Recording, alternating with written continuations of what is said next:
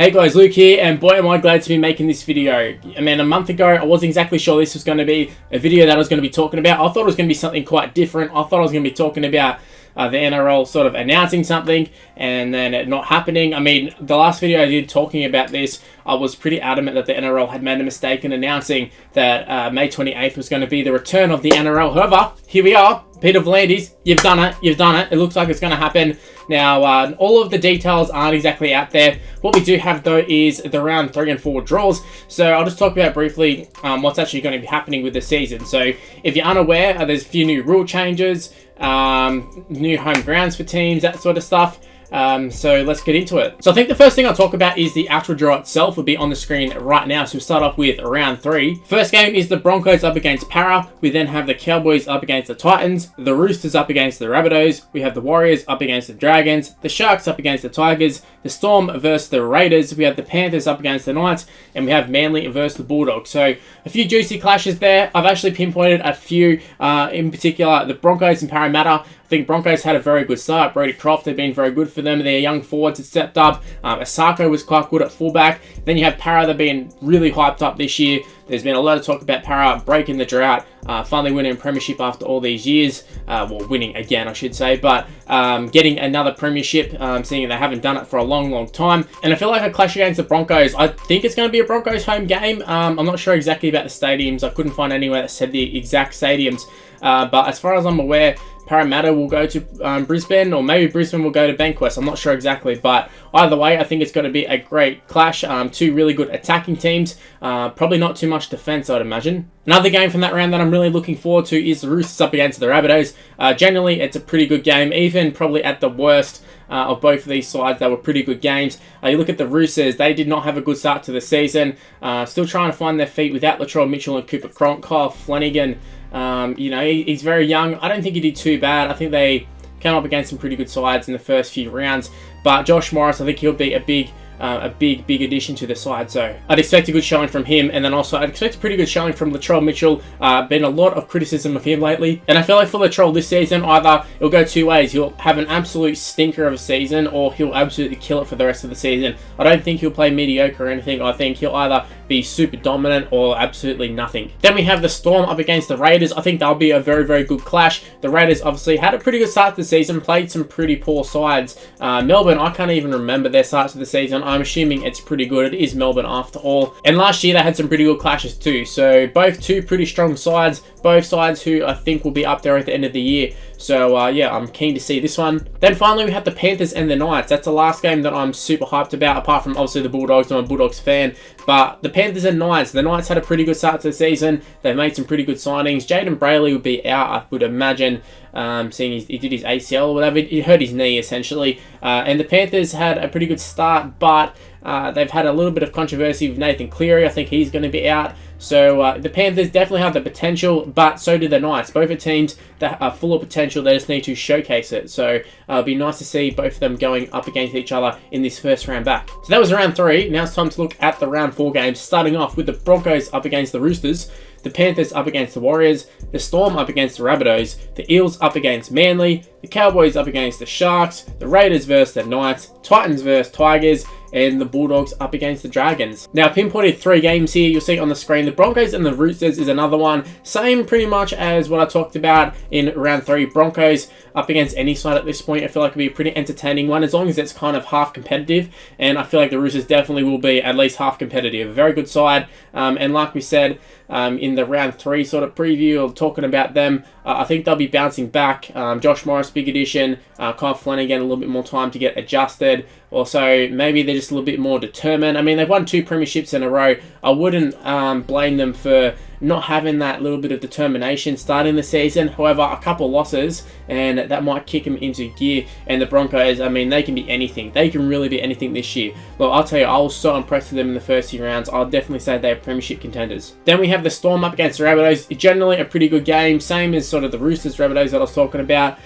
2 pretty solid teams, 2 very good teams, 2 teams that I feel like will be up there at the end of the year.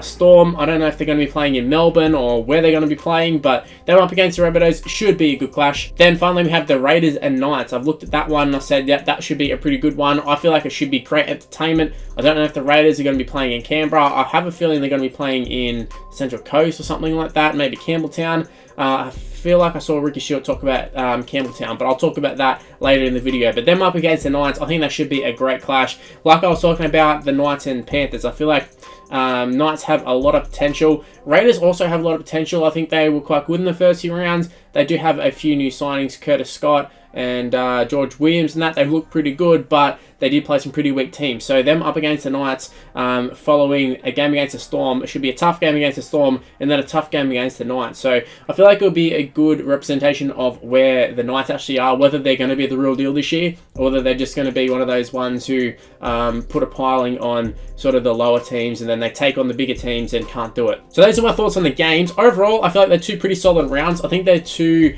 great rounds to sort of open up the season again. I know it's not round 1 and 2, but it kind of feels like it. It feels like 1 and 2 didn't really exist. Now, I know some of the coaches talked about resetting the points. I don't agree. However, they have introduced some new rule changes, and they've gone back to one referee. After all these years of 2 referees, they've gone back to one referee, apparently without even consulting the referees. They just went, yep, we're changing it.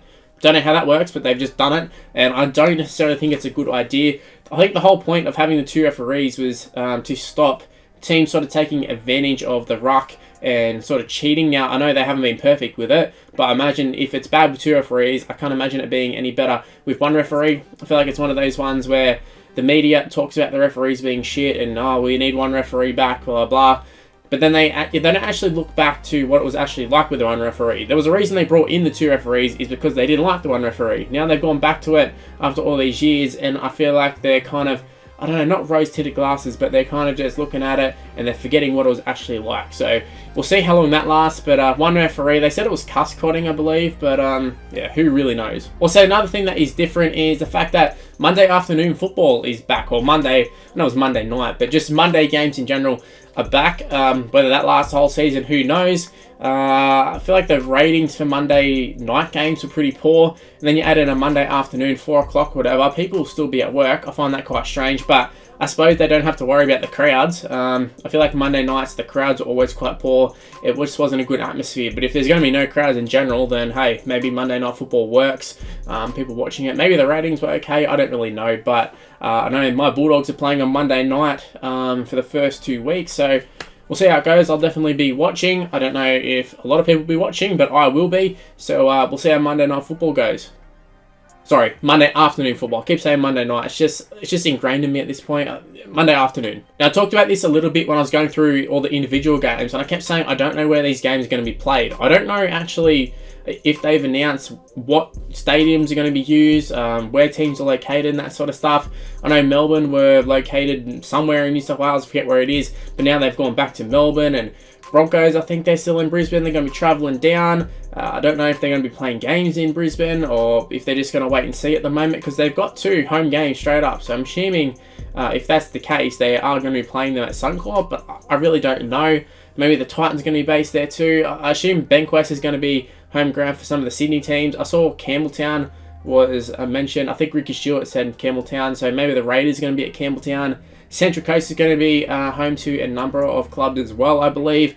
But, I mean, who really knows where everyone's actually going to play at this point? Yeah, I don't know where they're going to be playing. And that definitely feels weird, considering we're only like 10 days away from the first game being played, and we don't really know where any of the stadiums or where the teams are going to be located or what their home ground's going to be. So hopefully they do announce that pretty soon. If they have, I totally missed it, so apologies for that. Also, I was talking about rule changes briefly. I talked about the referees. They've gone back to the 1 referee. With that, they've also changed the ruck penalty.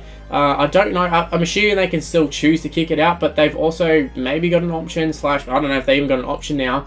But I think this is actually a pretty decent rule. I think they trialled it one time as well. I remember that I saw a thing that said Cooper Cronk played in the one and only game of this.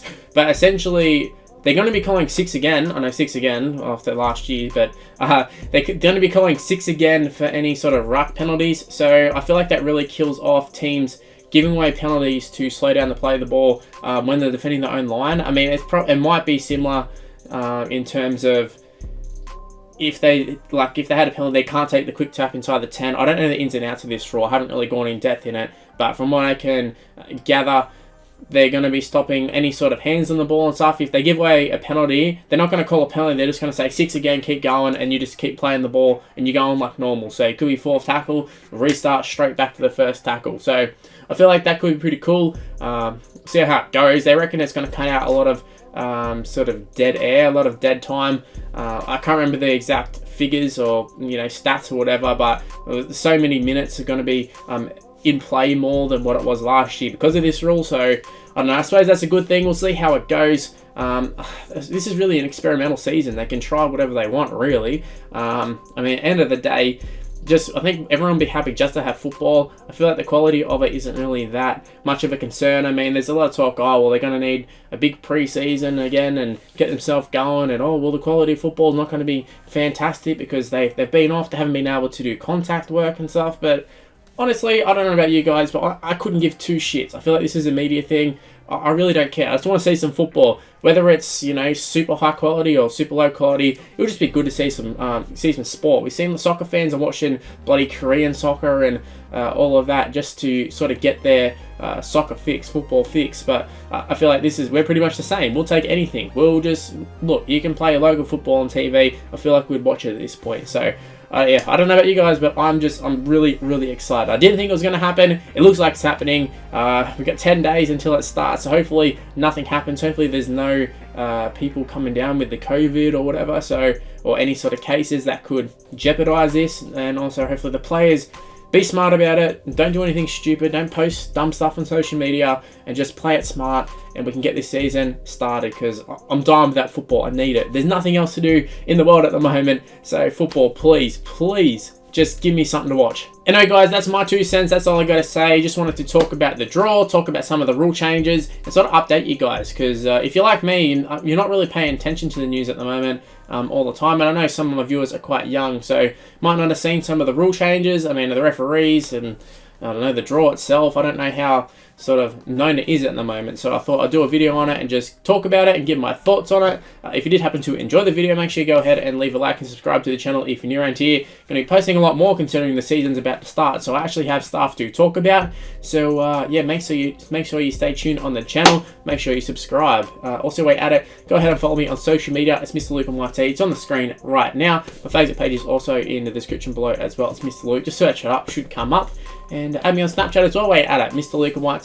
Post on there sometimes, a lot of random stuff, but maybe a little bit of footy stuff as well. So give me an ad on that. Anyway, guys, the 2020 season about to kick off again for the 2nd time. 10 days away. I might do like a proper preview as it gets a little bit closer. But yeah, that's today's video. Hopefully you enjoyed it. I'll see you next time. Bye, guys.